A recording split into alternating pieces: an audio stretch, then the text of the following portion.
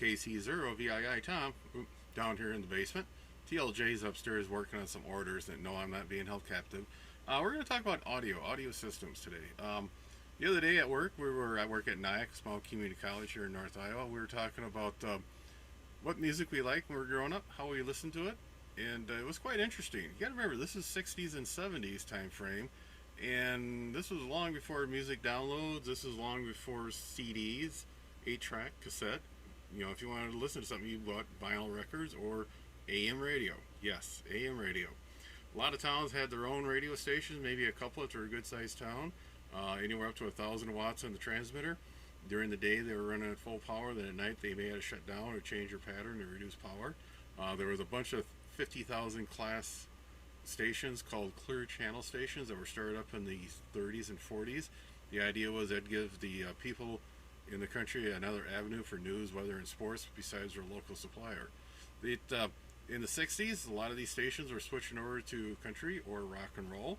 I can remember growing up, the WLS in Chicago, KAAY in Little Rock, and WOW down in Omaha were big rock and roll stations on the clear channel side. Small town, you drive around, beat the street up, then you park in a parking lot, North Main Parking in Austin, go around and look at everybody else's car. They're all dialed up. The ones that had the biggest crowds had a good radio in. They were listening to WLS. Larry Lujak, listened to him at night, or listened to WOW. You know, so then we started transitioning into FM stations. Were starting to come up. At the time in the 60s, they were playing orchestra music, and now they were starting to change over to rock and roll. About that time, I didn't want to listen to mom and dad's music or radio. They had WCCO always playing in a radio in the house, and I wanted to listen to something different. Went out, took the advice of Mr. Moan, my econ teacher in high school, and got a small loan. Bought a stereo system, a Pioneer SX780, which we still have. Needs a little TLC. But just doing what he was saying, get a loan, pay it off, get another small loan, and build up your credit rating. When I got out of college, tech school, I had a fairly decent credit rating, didn't have a problem getting a car and starting my life here. When we moved down here to St. Ansgar, we took that 780, and TLJ wanted music out in the greenhouses, so through Ohm's Law, we made up a speaker configuration array, and you could run the stereo at about 3/4 volume, and we had music throughout the buildings. Then something happened. The kids didn't want to listen to my music or Joyce's music. They want to listen to their own music. Deja vu all over, and I'm on the wrong side. So we kind of decommissioned the 780 just to the buildings. At the time, this was during the XM radio and service satellite radio wars were going on, as I call it. We got into a very good pricing through XM. The kids got what was known as MiFis. They're little portable units that could store 8 hours of programming. And the cars in the house, we had SkyFis. All in all, it was under $200 a month, and that lasted for quite a while till the kids moved out of the house, joined the military. XM radio and Sirius radio only works in CONUS, continental United States, and then we had to shut them down. And then I started looking around for something for the house. About that time at NIAC, we were upgrading the AV in the classrooms, where the vendor talked us into using a Crestron controller, a Series 2 and Series 3 controller, ran by a touchscreen. Working with the vendor and the programmer, they kind of point me into a home theater unit, and whole house sound system that Crestron made called the Adagio. So what I did, I went out and picked up a used Adagio. This is an AES. Then along with it, we got the audio expansion unit. The AES will do 10 inputs, 6 rooms, and if you need more rooms, you add a couple of these on, 6 rooms per module. And the other thing we picked up was an audio server. This is a very good CD player with a built-in hard drive. When you put your CD in, first thing it'll do is ask you, do you want to copy your music over to the hard drive? This is a picture of the front and back of the AES. Across the bottom, you have your 6-room speaker connection. Above that is the audio input for all 10 sources with loop-throughs, a preamp output. Above that is your expansion cards, and the top row consists of your room controller connection, infrared blasters, relays, COM ports, Ethernet, and CrestNet. Picture of the front and back of the audio expansion unit, where you have your speakers, controllers, and your loop-through audio. The expansion cards that are available for the Adagio system consists of an AM/FM receiver card. This card has 2 AM/FM receivers on it. An AM/FM Sirius satellite radio card, along with a AM, FM, XM satellite radio card. On these three cards, the AM, FM, and satellite radio has 20 presets that can be controlled by the control units, along with a streaming audio service so you can stream your favorite radio station. A SYN iDock can be installed. This controller will control iPads, iPhones, and iPods that are 30-pin devices. A 12-button pad is used to control your sources and volume level in the room along with selecting tracks of music. An A-pad is an LCD-style display that can give you room controls plus control other room sources and volume level. In the bathroom here we have the A-pad. As you can see, it lights up. Put a little note on there about the enter key, and that's the iPod for the AES system. The kids used to just drop their iPod or iPhone in, but now with the different pin configuration, I picked up a couple of these classics. Like I said, these will do 10 audio inputs, and they do have loop throughs on the output of this. So inputs 1 and 3 are AM FM radio. Inputs 2 and 4 are XM radio. Input 5 is our iPod. Input 6 is the Grace Internet Radio.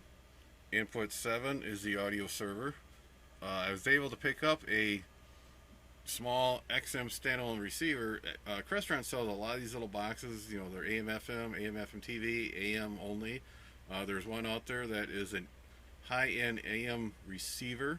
I'd like to play with that. It's supposed to have a very good antenna, so if you're into talk radio, it will pick up faraway AM stations.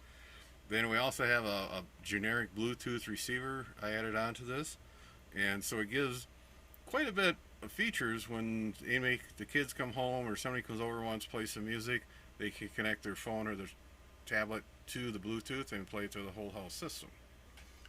Now, a couple of things you want to be careful is on these Adagio systems is you can go out and do a web search on the internet and find a whole bunch of good information on them, find the books, installation, operation manuals, get into some of the forums, AV forums. People talk about them. Some like them, some don't. The reason most people don't like them, their main reason is Crestron really holds tight this programming software. The units do have what we call an out-of-the-box feature, OOTVF, and there's a lot of features you can run on that, and that's what this system is running on right now.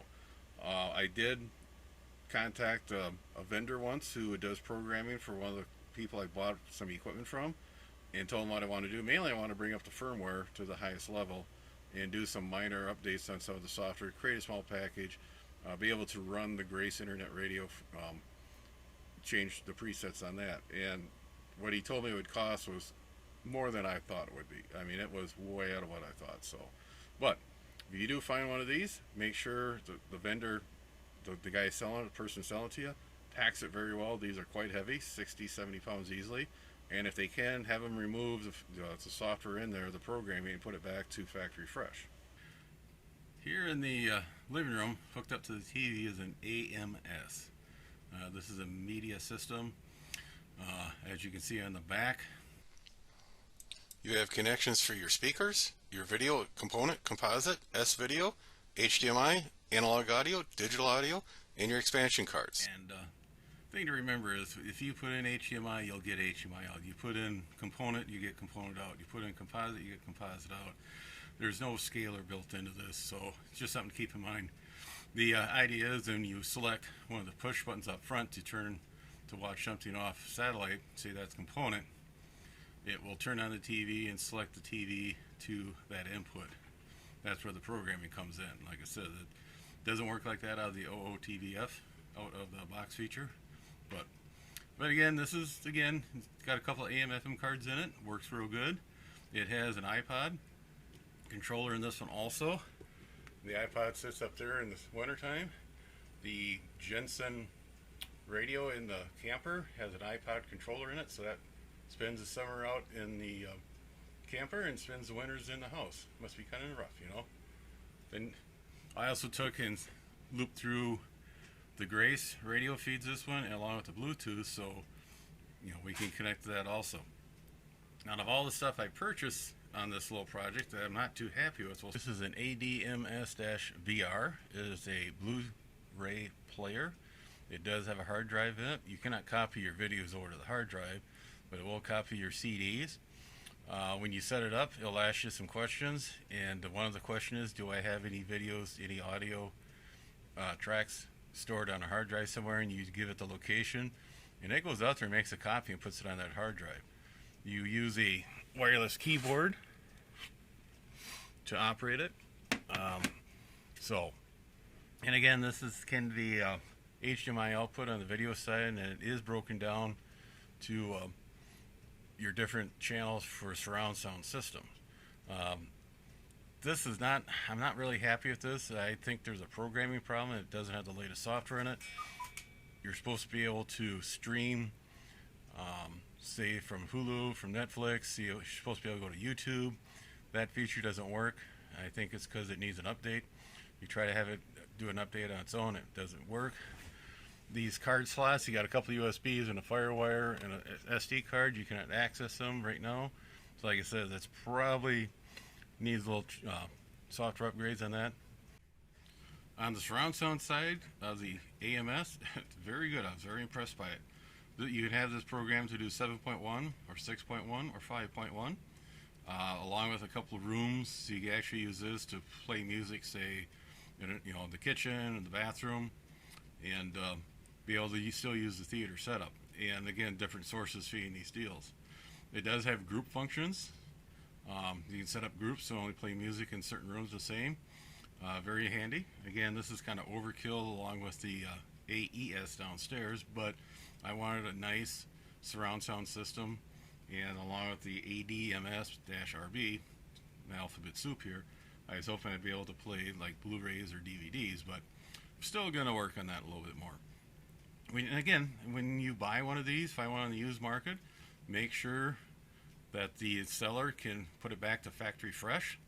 That way it'll start up automatically for you with the OOTBF feature turned on. Also make sure they pack it very good. These are extremely heavy units. The AES is probably about 70 pounds, barely able to get it through UPS. This AMS is probably about 60 pounds. So there is a way to put it back to factory fresh. I've done it once many years ago. Go out to Reddit and do a search in the AV forums for Adagio. And there's a way you hook your computer up to one of the serial ports in the back, get into Telnet. Yeah, Telnet. And there's a list of commands. You can actually have it flush out the memory and load up from a PROM inside or some location the out of the box feature. So you'll see a lot of places will have these in forums. They'll say, don't buy these, you need the programming, all this. And you can get by with a lot of stuff without the programming. It is worth the effort. I mean, brand new, I don't know what they were, but this one here I picked up for $75 and paid $80 for shipping. That's how heavy they are. If you're looking for a fairly nice home stereo or home house, and like I said, this is not just a room stereo, this is a whole house stereo system. Take a look at these. They sell a couple other audio sides. So we just start cruising through, and they sell a lot of different features, and there's other Crestron controllers, amplifiers you're going to come across out there. Just do your research. Make sure you know what you're doing. And if you know anybody out there is a programmer, I'd like to get a hold of them, see if, get an idea what it would cost to raise all the firmware up to the latest, be able to control the Grace radio. And as you can see on the video side, the units are mounted kind of low, and it's kind of a pain in the butt for an old man like me to reach down each time I want to watch a movie. I'd love to be able to have some type of remote for it. I know they sell some Wi-Fi enabled remotes. There is no infrared input on the front of these, I guess, or even through a computer connection, because all these are actually running on the house's computer network. They all have their own independent IP numbers, except for the expansion unit downstairs. That uses the CrestNet system. So, but all in all, not a bad deal, something to look at. It's a nice winter project. Play around, pull some wires. Be sure to tell your friends, neighbors, other hams. Subscribe, hit that bell to get notification when new videos come out. Add comments below. 7-3 everybody.